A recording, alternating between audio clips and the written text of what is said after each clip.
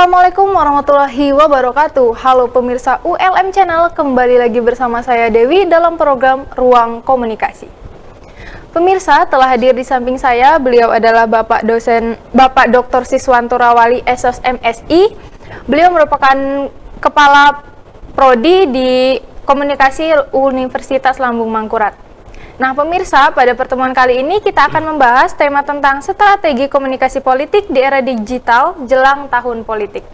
Sebelum kita membahas lebih lanjut, lebih dahulu kita bersapa-sapa dulu dengan beliau. Ya. Bagaimana kabarnya hari ini Pak? Alhamdulillah. Alhamdulillah, ya. Sebelumnya terima kasih Pak sudah meluangkan waktu untuk datang ke studio kita ini. Ya, sama-sama Dewi. Ya. Kalau begitu, tanpa berbasa-basi lagi, kita langsung saja masuk ke pembahasan kita nih Pak. Nah, hari ini kita membahas tentang komunikasi politik menjelang era digital. Sebelumnya nih Pak, kita menyamakan persepsi dulu. Apa sih komunikasi politik itu Pak? Jadi, saya mulai ya. Assalamualaikum warahmatullahi wabarakatuh. Waalaikumsalam warahmatullahi wabarakatuh. Alhamdulillah wa syukurillah. Asyhadu an la ilaha illallah, asyhadu anna Muhammadar Rasulullah.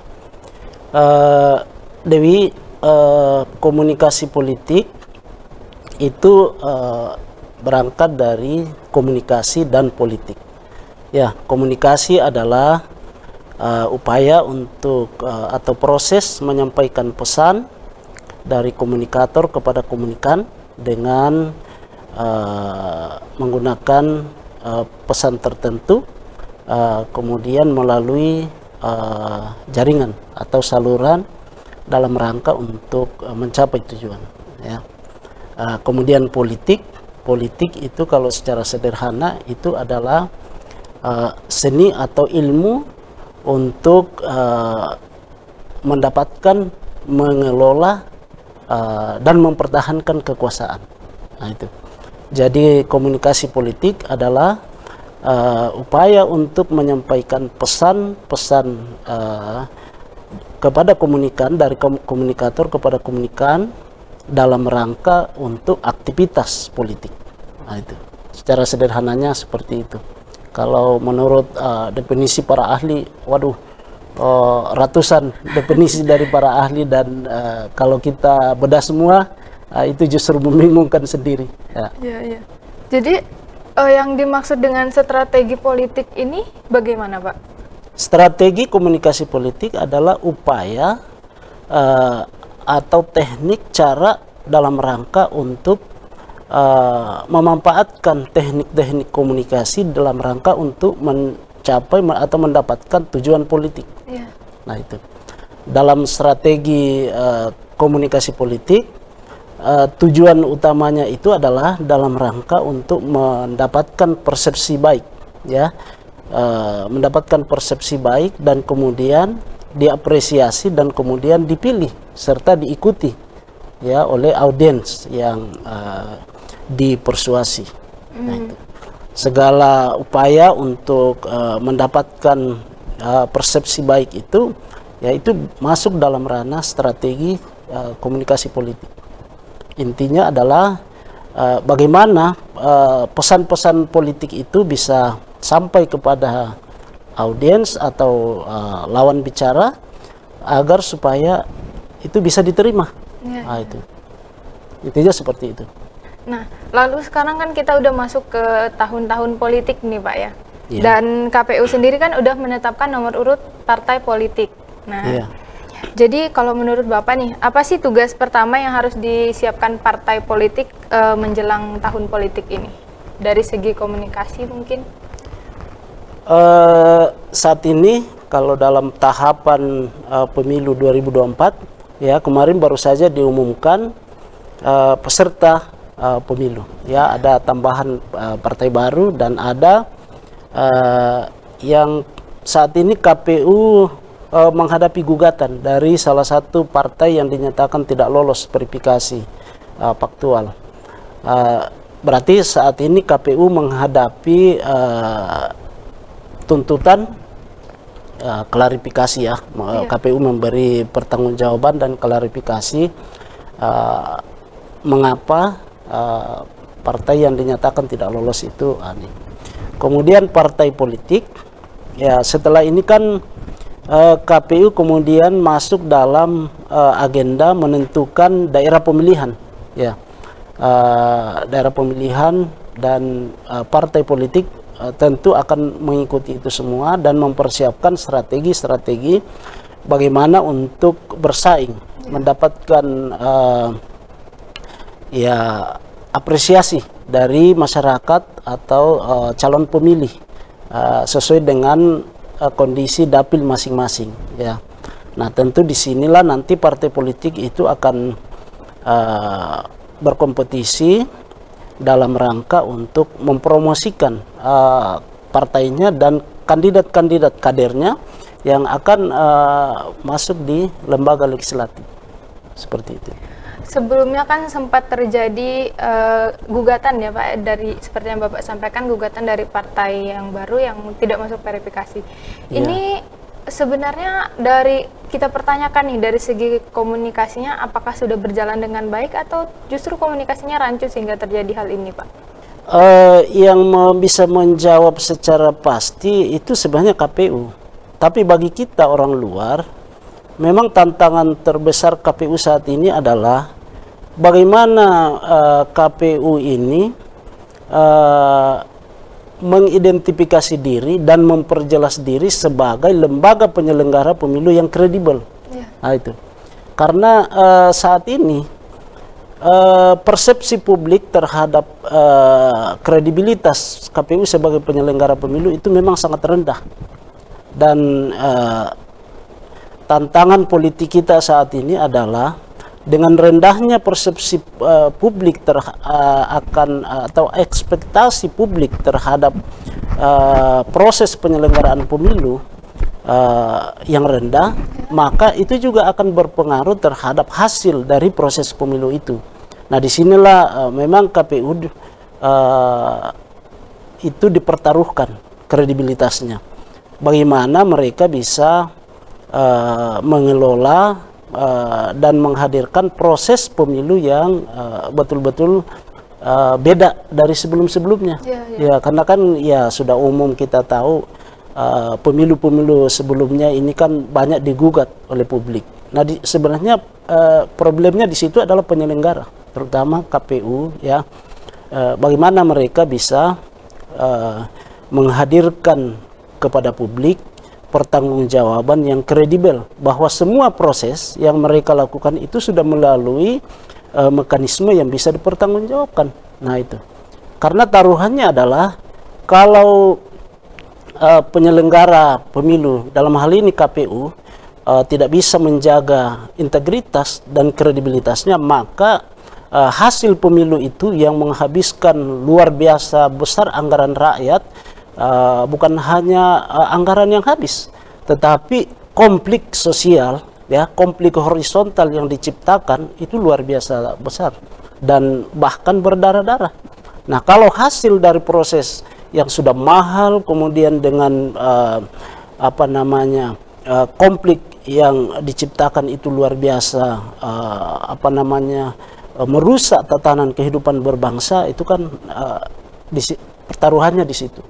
Nah, saya kira memang teman-teman di KPU ini perlu menjaga agar proses yang mereka lalui nanti ini dalam rangka untuk pemilu 2024 supaya hasilnya bisa kredibel, bisa diterima oleh masyarakat, itu harus memang harus kerja keras.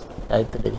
Selain itu juga diperlukannya cara berkomunikasi yang bisa diterima semua kalangan ya Pak ya. Mungkin kan komunikasi mungkin tidak hanya yang sosialisasi, tapi bagaimana dia mengkomunikasikan secara digital agar diterima masyarakat, begitu. Oh, itu kalau itu teknik menyampaikan kepada publik, ya. Kalau KPU itu kan ranahnya bagaimana mensosialisasikan dan mempertanggungjawabkan. Nah, itu kan berarti mereka dengan media komunikasi yang ada, apalagi di era digital ini, ya tentu semua media-media komunikasi yang ada itu harus dimanfaatkan dalam rangka untuk tujuan mensosialisasikan, ya, memberi pendidikan politik kepada masyarakat, kemudian mempertanggungjawabkan proses yang mereka sudah lakukan. Nah, kalau partai politik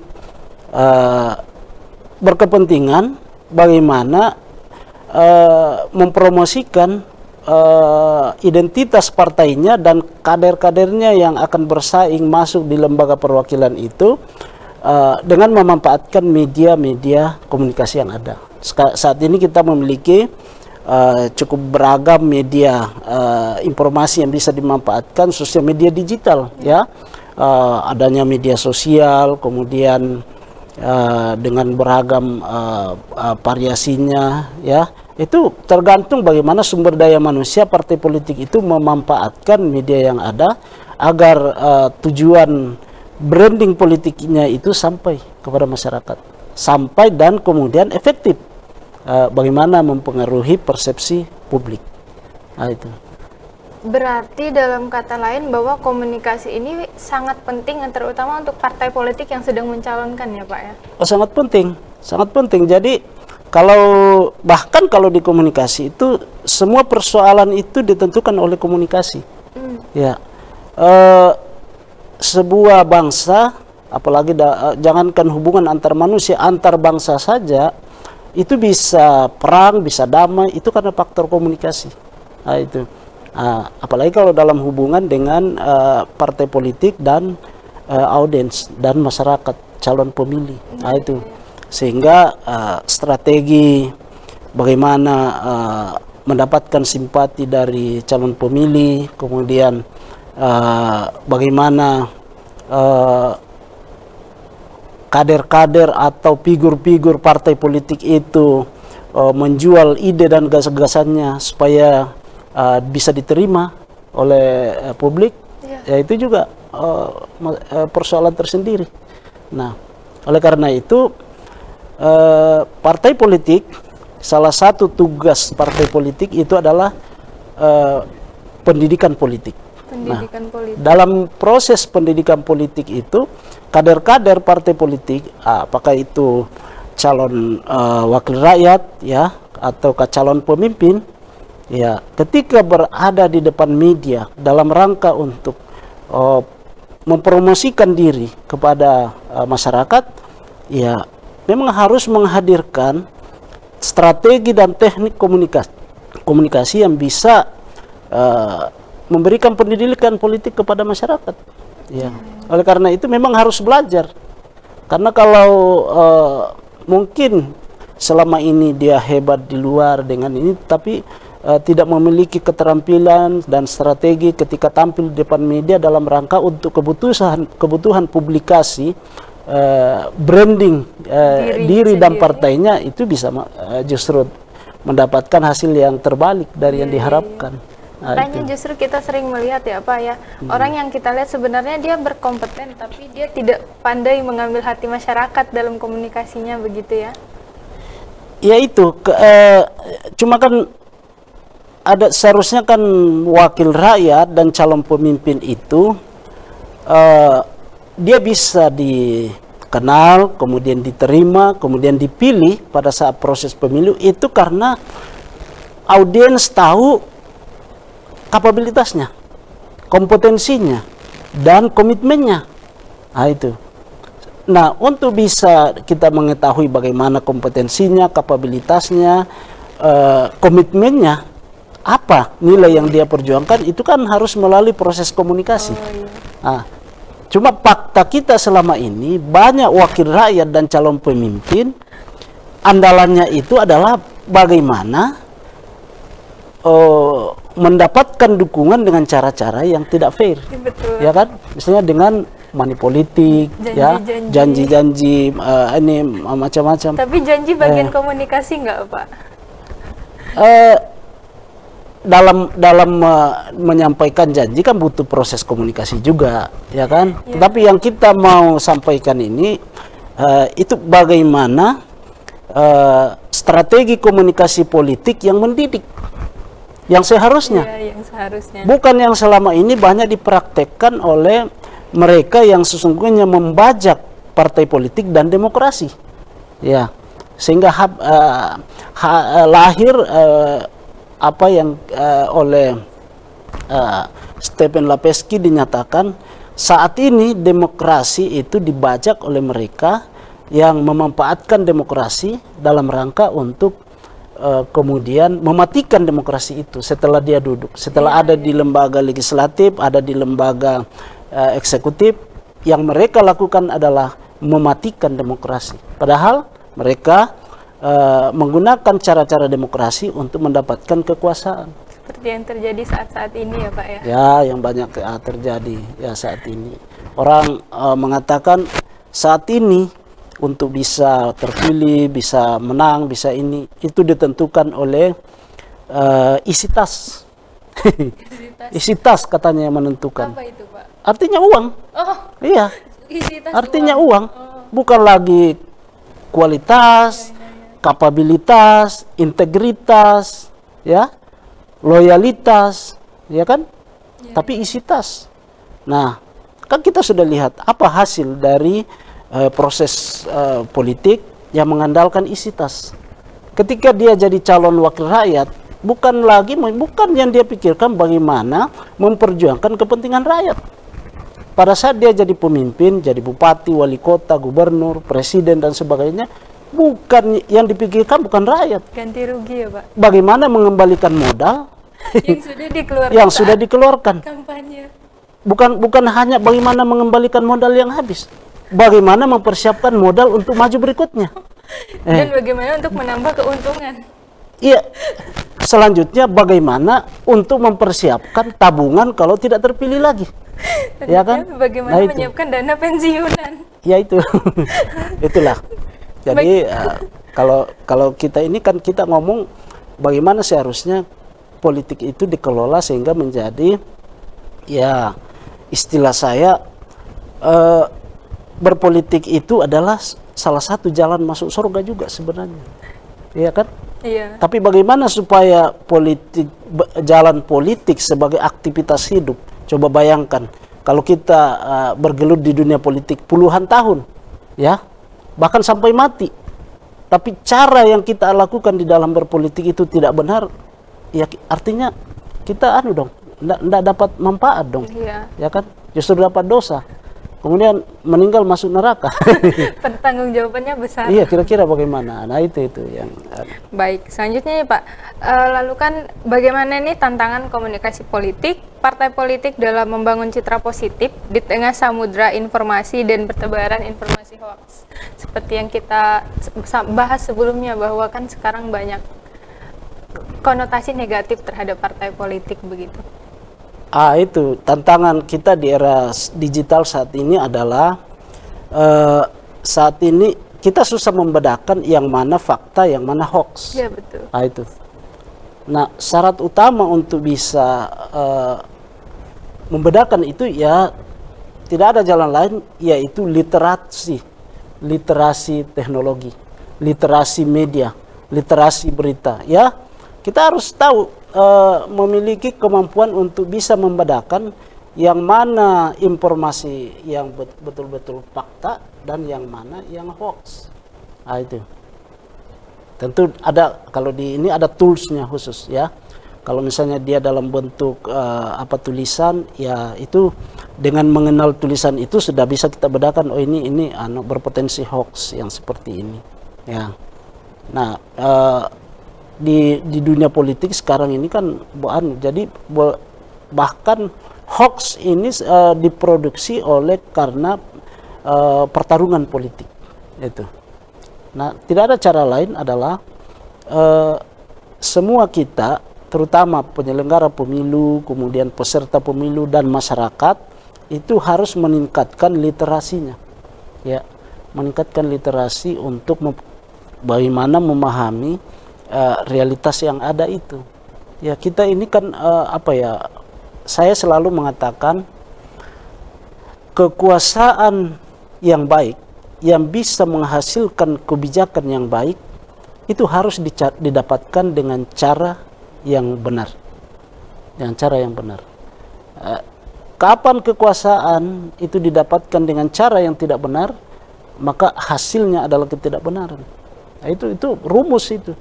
Ya, jadi kalau ada yang mengatakan, oh saya pro rakyat, saya nanti kalau sudah jadi wakil rakyat, saya jadi pemimpin, saya akan begini, saya akan begini.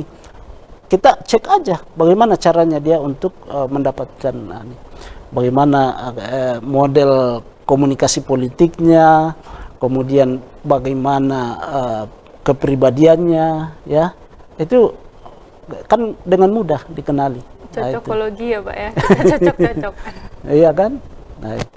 Tapi kalau ada yang itu nanti ketika saya akan bawa rakyat ini masuk surga semua. Tapi yang dia lakukan itu money politik dan sebagainya. Kan tidak masuk ya Pak ya. Iya itu kan. Nah itu kan hanya bisa dipahami bagi mereka yang memiliki literasi politik yang bagus. Ya, bukan hanya penyelenggara, bukan hanya KPU, Bawaslu, DKPP. Partai politik juga seharusnya berkepentingan untuk bagaimana menjadikan masyarakat kita itu cerdas dan berkualitas dalam berpolitik. Tapi masyarakat juga ini kan ada yang teman-teman bagaimana kita tidak money politik.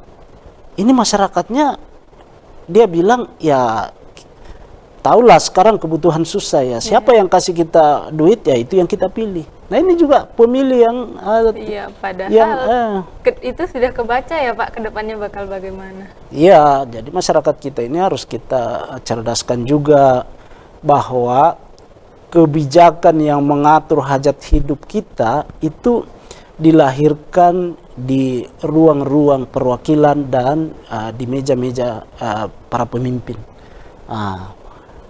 Bagaimana harga-harga ini ini kan dampaknya ke kita. Bagaimana iuran listrik, iuran air, kemudian gas, kemudian bahan bakar minyak dan kebutuhan pokok itu bisa tidak stabil, bisa dengan naik itu karena faktor pemimpin. Iya. Itu kan semua itu lahir dari proses yang dibuat oleh para wakil rakyat dan pemimpin. Nah, itu yang masyarakat kita harus dicerdaskan. Ya itulah hasil. Jadi ketika ada masyarakat mengeluh, aduh kenapa kondisinya kayak begini nih, ya seharusnya kan dijawab, ya itulah hasil dari wakil rakyat dan pemimpin yang sudah kita pilih, ya kan? Dan dampaknya itu 5 tahun loh. Iya. Kalau dikasih uang 100.000 kan sekejap bisa habis. Iya, tapi 5 tahun ke depan. Nah itulah karena mentalitas kita di dalam berpolitik itu yang tidak benar. Jadi pada intinya komunikasi dan literasi itu saling berdampingan ya Pak ya? Harus, ya. Kita harus banyak memberikan pendidikan politik kepada masyarakat kita, ya. Kalau saat ini pendidikan politik itu susah didapatkan dari partai politik misalnya, ya masyarakatlah memberikan pendidikan politik kepada partai politik. Ya, salah satu cara masyarakat memberikan pendidikan politik kepada partai politik, kepada calon dan sebagainya itu adalah jangan pilih yang melakukan cara-cara yang tidak benar. Itu. Ya, seharusnya kan begitu. Demokrasi seperti itu kan. Ya. Nah, lalu sekarang kan kita sudah di teknologi digital yang serba-serba online ya Pak ya. Iya. Nah, lalu bagaimana sih partai politik ini untuk menyiapkan strategi dalam menyusun pesan komunikasi politik? Partai politik harus cerdas memanfaatkan tools teknologi yang ada saat ini.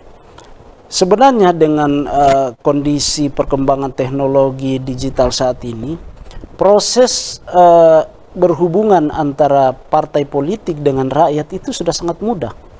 Jadi tidak perlu kita keliling dari ini, ya walaupun masih ada ya daerah-daerah tertentu yang perlu, tetapi khususnya generasi milenial, kita interaksinya lewat media aja, ya.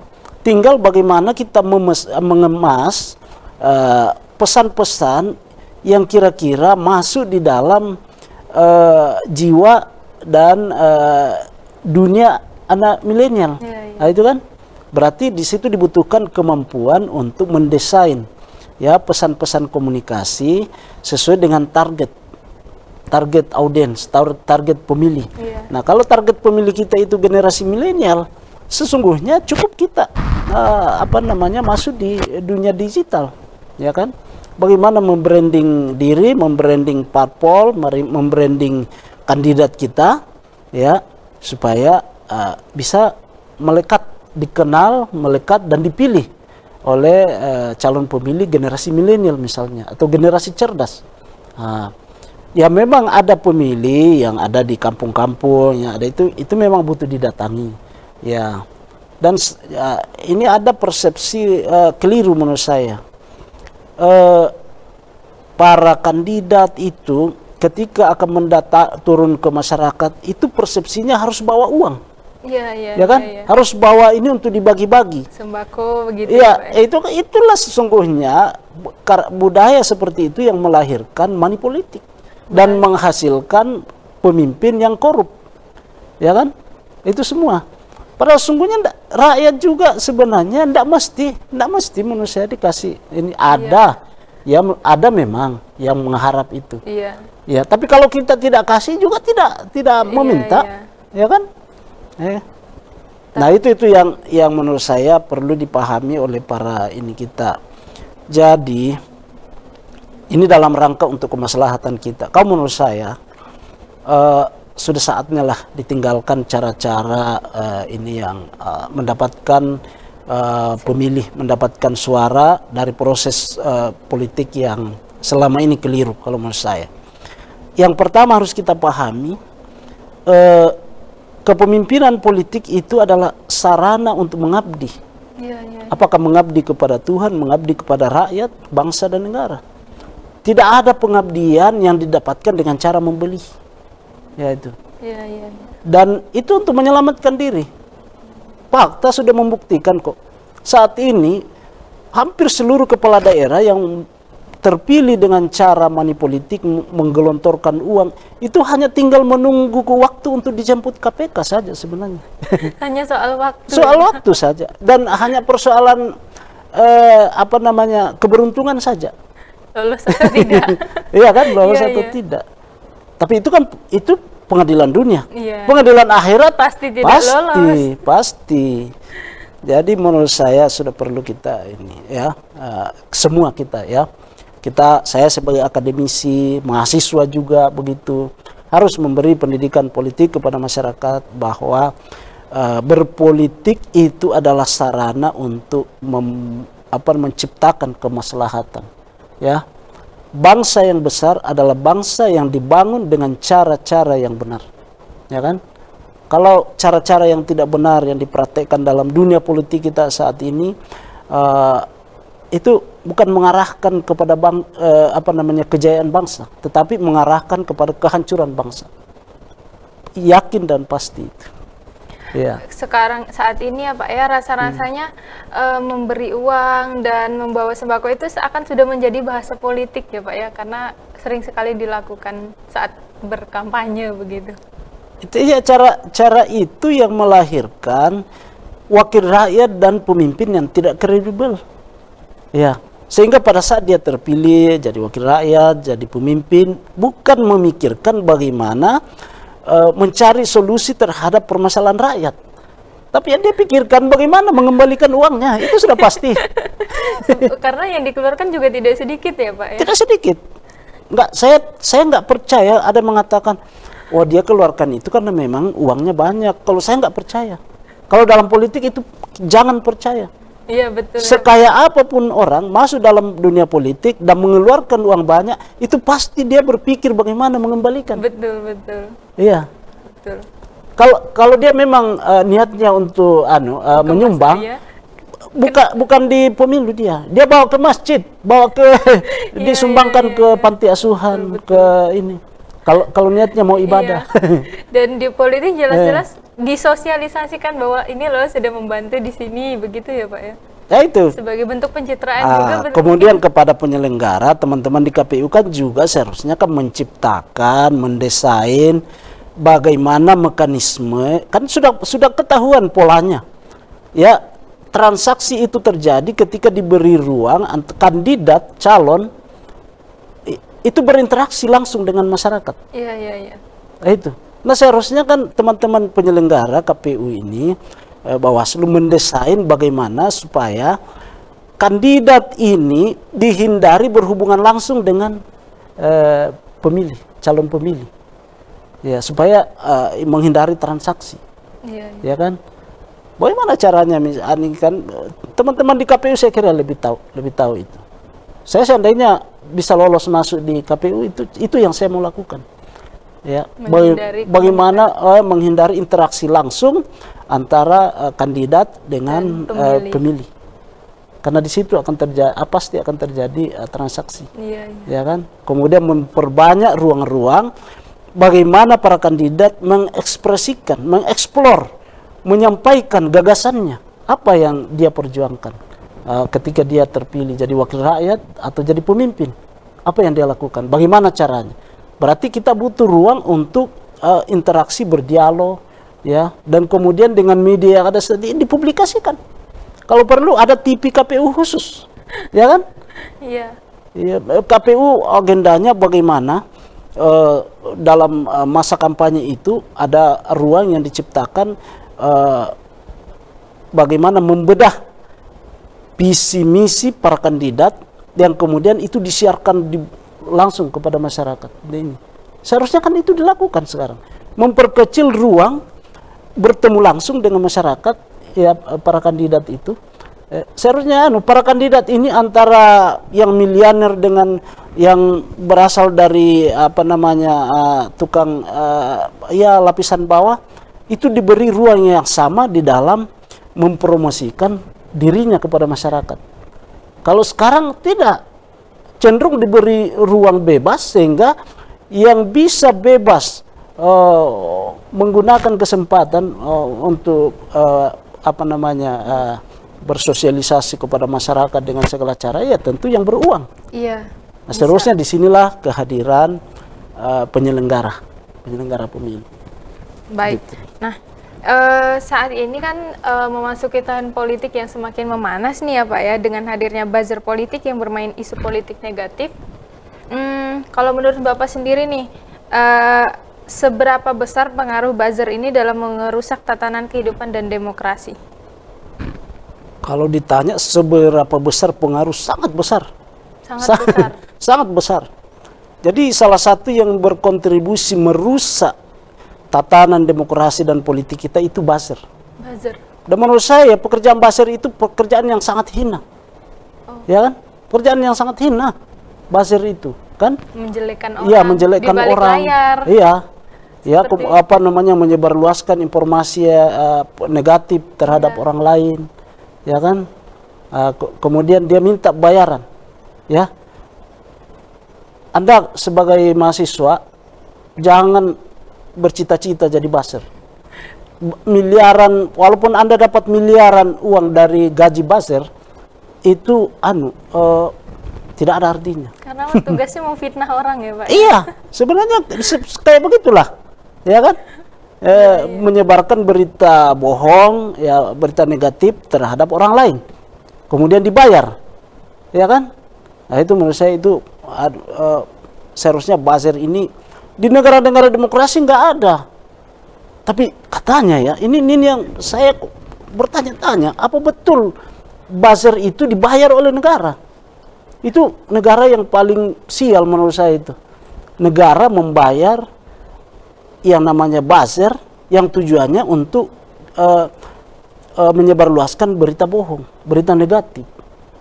Lalu uang negara itu dari mana? Itu uang rakyat kan?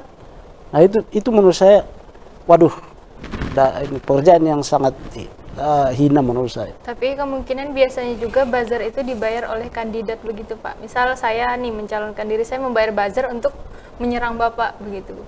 Biasanya ya sama, sama juga sama. Jadi ya janganlah menjadi jangan berprofesi sebagai buzzer. Berarti perannya sangat besar ya Pak dalam merusak demokrasi dan tatanan kita ini. Sangat besar, sangat besar. Jadi kalau menurut saya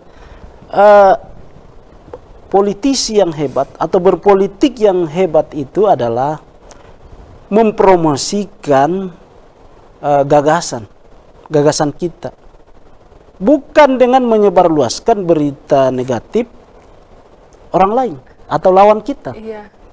Ya. Kalau menurut saya itu menyerang orang lain.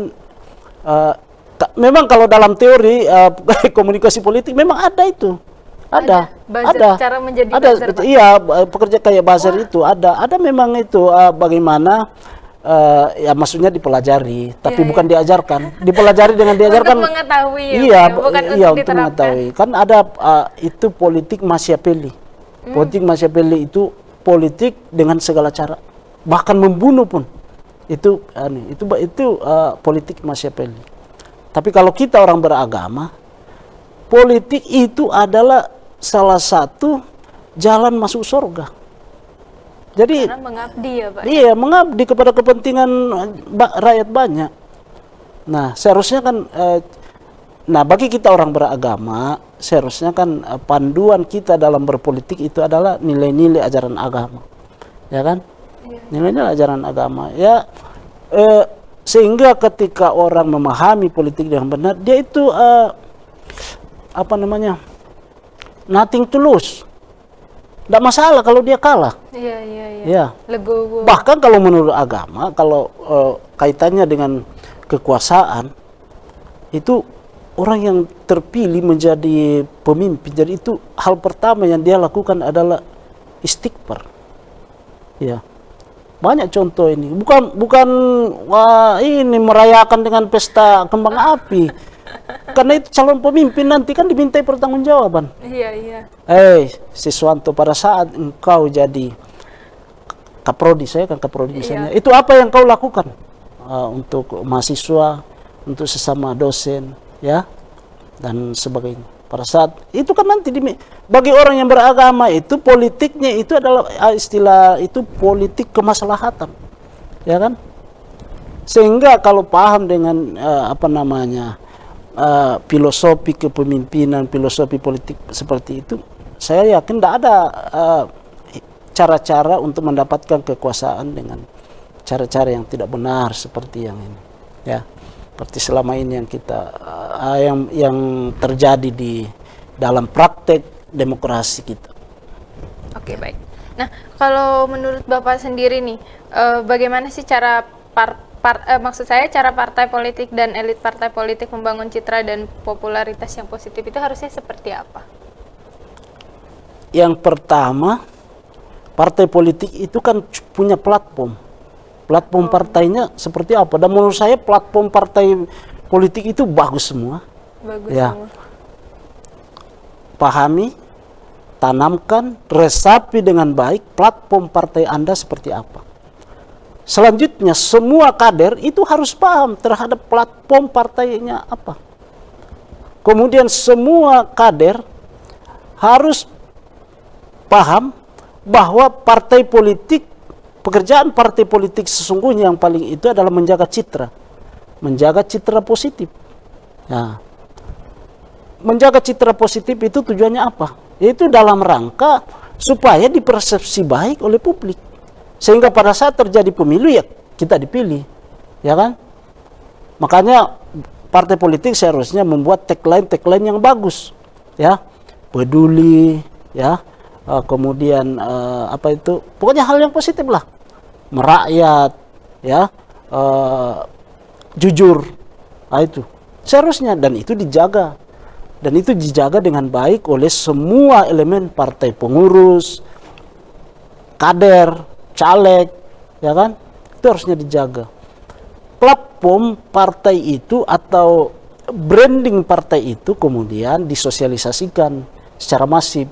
Cara mensosialisasikannya ini kan sekarang banyak media, apakah melalui media digital atau melalui media manual, surat kabar, ya, media cetak dan sebagainya. Sekarang luar biasa banyak media yang ini, dan mensosialisasikannya ada yang disosialisasikan dengan pakai anggaran dan ada yang tidak perlu pakai anggaran. Nah, itu cara membranding diri para kandidat itu banyak caranya, Dek. Ya. Bisa misalnya dengan keterlibatan di dalam isu-isu sosial, ya. Ada isu masalah penggusuran dan sebagainya, ya, partai itu hadir, kader partai itu hadir. hadir di dalam membela masyarakat, bukan membela penguasa. Membela kepentingan umum. Membela kepentingan rakyat, karena kan kita nanti butuh pada saat pemilu, tolongan ya, nanti rakyat bilang, dulu waktu kami bermasalah kamu ada di mana? Iya. Ya kan? Itu teknik-teknik membranding partai itu, dan seharusnya itu banyak dilakukan. Baik. Lalu nih Pak, di dalam komunikasi politik, bagaimana sih untuk mengemas narasi pesan yang efektif oleh partai politik atau para calon legislatif agar bisa meningkatkan popularitas dan elektabilitasnya? Maksudnya adalah bagaimana cara mereka mengemas pesan yang menarik agar dapat tersampaikan dengan baik begitu? Pesan itu supaya efektif. Efektif itu artinya apa yang kita mau sampaikan itu diterima oleh audiens. Ya, jangan terlalu panjang, singkat-singkat saja. Ya, jangan tujuannya ini membranding bahwa kita ini partai yang peduli, kemudian membuat narasi 10 halaman. Nggak ada yang baca ya Pak. Nggak ada yang baca. Apalagi dengan karakteristik media sosial kan misalnya. Ya, makanya pesannya itu ya singkat, efektif, kemudian kreatif. Nah, itu sederhana saja. Kemasan yang ringan, tapi mudah diterima. Dan memang mencerminkan realitas yang ini. Misalnya sekarang, apa yang publik harapkan? Saat ini publik mengharapkan kader atau wakil rakyat itu jujur, kemudian peduli, ya, yang kemudian ya peduli tadi bisa hadir pada saat rakyat butuh, ya itu. Kemudian dia tidak hedon, ya. Tidak hedon. Kalau dia hedon, walaupun dia orang kaya, rakyat bilang, aduh itu gara-gara ini uang rakyat itu. Iya, betul kan? juga ya Pak ya. Wakil rakyat dan pemimpin itu tidak boleh menampilkan perilaku yang mencerminkan ya perilaku-perilaku yang hedon, ini kan. Karena rakyat tahu, iya kan, dia digaji dari uang rakyat. Nah, kalau kita memperlihatkan perilaku-perilaku yang mencerminkan hedonitas, ya rakyat akan bilang, oh ini pasti korupsi nih. Walaupun dia pakai uang sendiri ya Pak ya. Iya, walaupun pakai uang sendiri, walaupun katanya uangnya banyak, tapi saya terus terang, saya tidak percaya kalau orang politik itu, tidak percaya saya. Iya. Kalau menurut Bapak sendiri untuk kampanye politik melalui media saat ini, apakah sudah cukup efektif nih Pak untuk partai politik tersebut? Tergantung medianya. Tergantung medianya. Sekarang ini kan dengan regulasi dalam sistem komunikasi kita juga itu mempengaruhi ini. Tapi kalau segmen pemilih pemula dan khususnya generasi milenial memanfaatkan media digital, khususnya media sosial itu sangat efektif sebenarnya untuk mempromosikan siapa Anda, siapa kita sebenarnya. Dan sesungguhnya motivasi Anda masuk di politik itu seperti apa? Sampai itu kan bisa lewat sosialisasi dan kampanye lewat media yang ada, ya, itu bisa. Misalnya di media sosial kita ini kan ada grup-grup yang di situ ketahuan siapa sungguhnya yang cocok jadi wakil rakyat, siapa cocok jadi calon pemimpin. Itu bisa dilihat dari bagaimana dia merespon dan memberi pendapat terhadap sebuah masalah. Keresahan publik. Iya, misalnya ya terutama masalah yang berkaitan dengan kepentingan publik. Iya, kan lucu. Ada rakyat merasakan penderitaan dari sebuah kebijakan misalnya. Tapi tidak ada yang ini, giliran kampanye, tiba-tiba dia muncul, oh saya ini ahli dalam membela rakyat. Kan Kemarin lucu. Kemana begitu iya, ya Bapak dulu waktu ada masalah itu di mana. Ya kan? Baik, kalau untuk pemahaman publik sendiri terhadap politik, apakah menurut Bapak saat ini sudah cukup matang atau masih? Publik ini kalau ada dua saya melihat publik saat ini.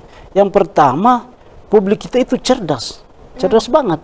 Dia kalau kita dengarkan komentar-komentar publik itu, wih, kaget kita. Kita sendiri nggak sampai ke sana cara ini. Tidak. Tapi ya, Pak, ya? Publik, wih, cara publik memberi tanggapan terhadap sebuah masalah itu mencerminkan ternyata publik kita ini cerdas sebenarnya.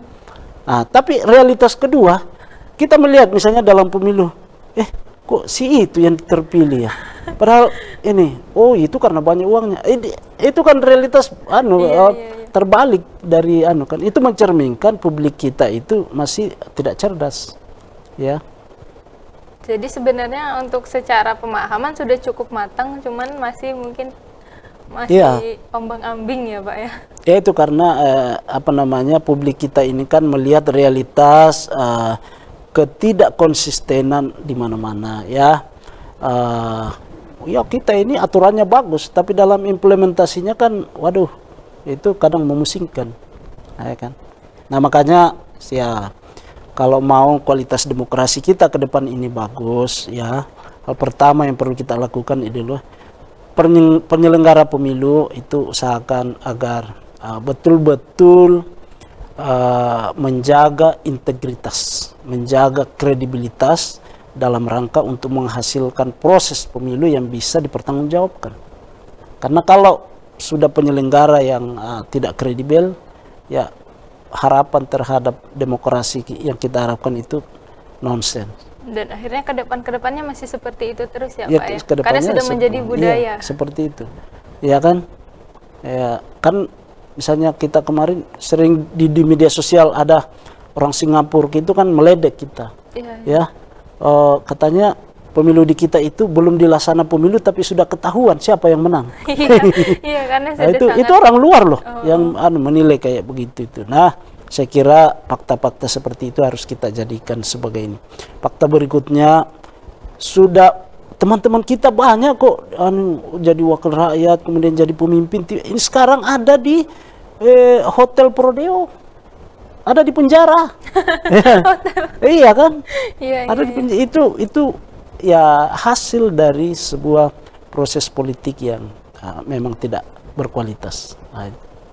Jadi ya kita semua, misalnya kita ini di dunia kampus, ya harus kita tetap memperjuangkan supaya kita ini ya mengatakan yang benar itu benar, yang salah itu salah. Ya itu. Kalau tujuan hidup kita itu kan ya meraih kemaslahatan, ya kan? Dalam segala kehidupan apapun. Jangan percaya dan jangan ikuti orang yang mengatakan sekarang ini hidup yang salah saja susah. Apalagi kalau hidup yang benar. Iya. Dibalik seharusnya, ya. Cara hidup yang salah saja itu susah didapatkan. Kenapa mesti susah? Padahal ada cara yang mudah, yaitu dengan hidup yang benar. Iya. Baik Bapak, rasanya menarik sekali pembahasan kita hari ini, namun sayang sekali kita terbatas waktu. Pemirsa, namun jangan kemana-mana, kita akan tetap bertemu lagi di segmen-segmen selanjutnya ya Pak ya. Kita akan membahas tentang ruang komunikasi dan lain sebagainya. Sampai di sini dulu pembahasan komunikasi kita hari ini. Pada intinya segala sesuatu diperlukan adanya komunikasi ya Pak komunikasi. Ya. Baik, saya sebagai host pada hari ini pamit undur diri. Jangan lupa like, komen, dan subscribe. Dan assalamualaikum warahmatullahi wabarakatuh. Waalaikumsalam warahmatullahi wabarakatuh. Terima kasih Bapak. Terima kasih. Ya.